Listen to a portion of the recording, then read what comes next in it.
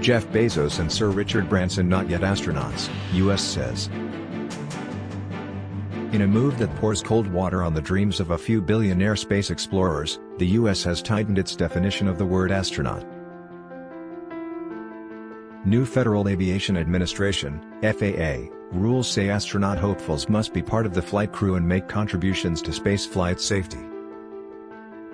That means Jeff Bezos and Sir Richard Branson may not yet be astronauts in the eyes of the US government. These are the first changes since the FAA Wings program began in 2004. The Commercial Astronaut Wings program updates were announced on Tuesday, the same day that Amazon's Mr. Bezos flew aboard a Blue Origin rocket to the edge of space. To qualify as commercial astronauts, space-goers must travel 50 miles, 80 kilometers, above the Earth's surface, which both Mr. Bezos and Mr. Branson accomplished. But altitude aside, the agency says would-be astronauts must have also demonstrated activities during flight that were essential to public safety, or contributed to human spaceflight safety. In a statement, the FAA said that these changes brought the Wings scheme more in line with its role to protect public safety during commercial space flights. On 11th of July, Sir Richard flew on board Virgin Galactic's Spaceship Two to the edge of space as a test before allowing customers aboard next year. Mr. Bezos and the 3 other crew members who flew on Blue Origin spacecraft may have less claim to the coveted title.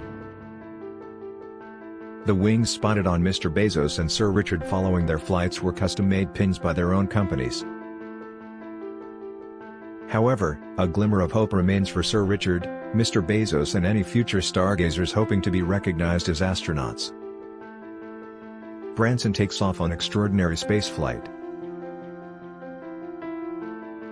Jeff Bezos and crew launch into space on New Shepard.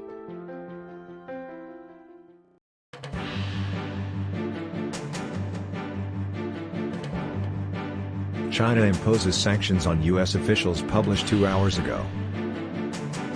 China is imposing sanctions on several U.S. individuals and organizations in response to recent U.S. sanctions on Chinese officials in Hong Kong. Those targeted include former U.S. Commerce Secretary, Wilbur Ross.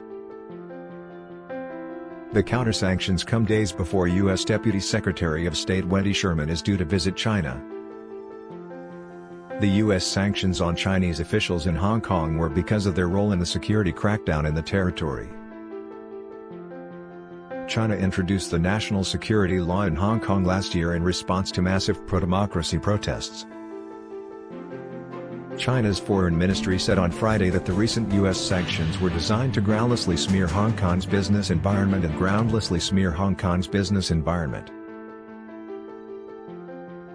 It said it would impose sanctions on 7 U.S. individuals and entities including Mr. Ross. As Commerce Secretary under former President Donald Trump, Mr. Ross expanded the number of firms that could not trade with American firms without a prior license, including Chinese telecom giants like Huawei and ZTE. Others sanctioned by China include Sophie Richardson, Human Rights Watch's China Director, Carolyn Bartholomew, Chair of U.S.-China Economic and Security Review Commission, and Adam King of the International Republican Institute. White House Press Secretary Jen Psaki told reporters that the U.S. was undeterred by China's retaliation. They remain sour on issues including the origins of COVID-19, human rights and cybersecurity. Mr. Ross is just the latest former member of the Trump administration to be hit with sanctions by China. In January, it announced sanctions against outgoing Secretary of State Mike Pompeo and 27 other top Trump officials. Hong Kong's year under China's controversial law.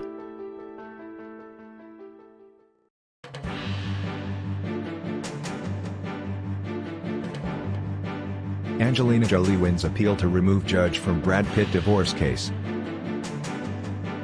Angelina Jolie has clinched a victory in her legal battle with Brad Pitt after a judge they hired was disqualified from their divorce case. The actors have been locked in court fight for custody of their children since Jolie filed for divorce in 2016. A private judge, John Alderkirk, made a ruling that granted Pitt joint custody in May this year. But on Friday, a California court agreed with Jolie's appeal to remove the judge from the case, In its ruling, the appeals court said Judge Ouderkirk did not disclose his business relationships with Pitt's lawyers.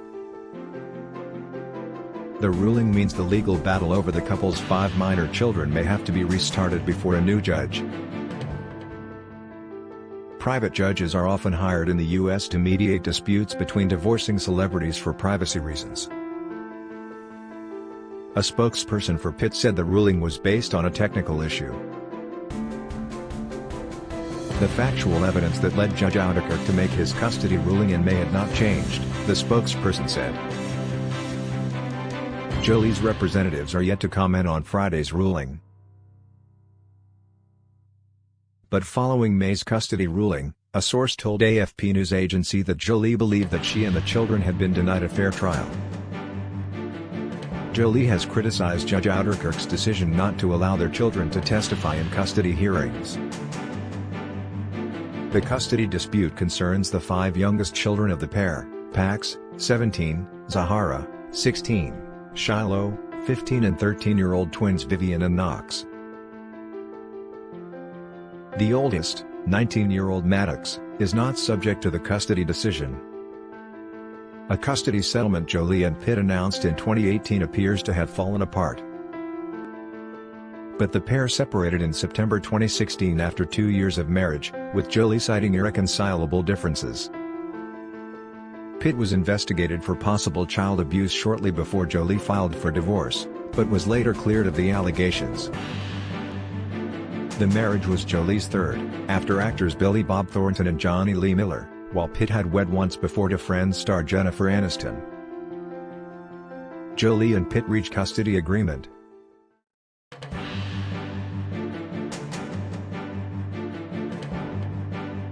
Las Vegas murder case cracked with smallest ever amount of DNA.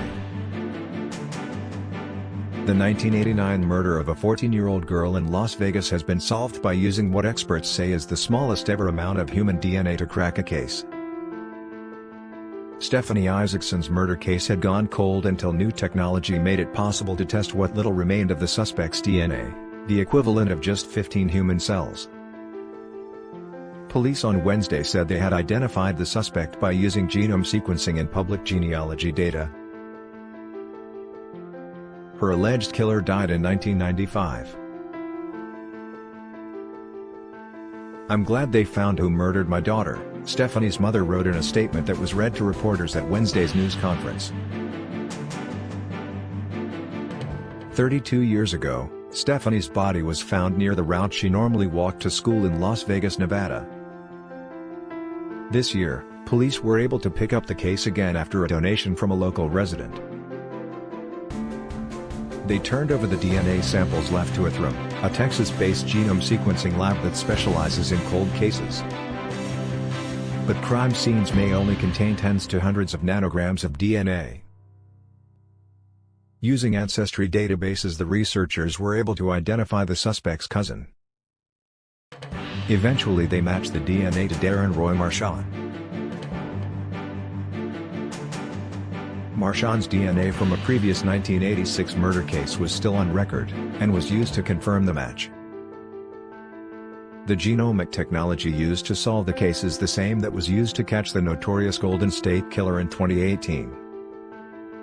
This was a huge milestone, Ithram chief executive David Middleman told the BBC.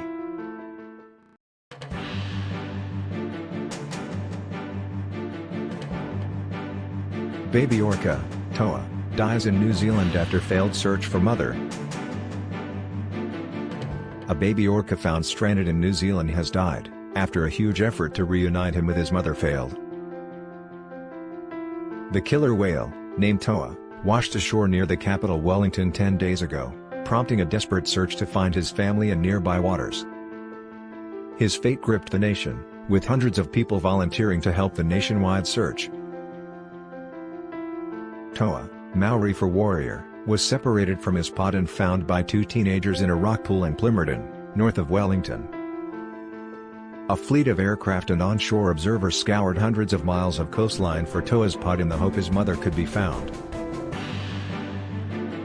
But Whale Rescue, an organization that had been helping care for Toa, said his condition suddenly deteriorated on Friday.